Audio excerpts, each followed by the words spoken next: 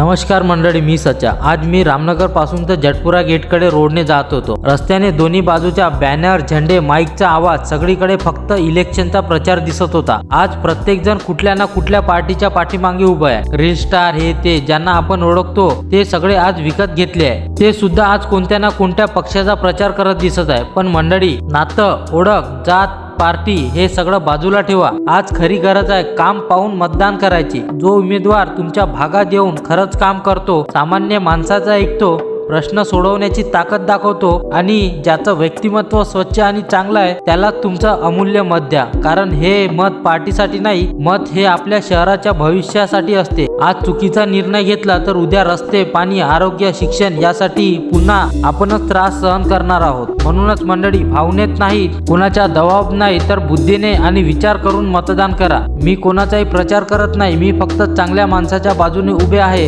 हा संदेश तुम्हाला योग्य वाटत असेल तर पुढे पोहोचवा, कारण बदलायची सुरुवात आपल्या विचारांपासून होते। मी सच्चा, इंडिपेंडेंट, सत्याच्या बाजूने, जनतेसाठी।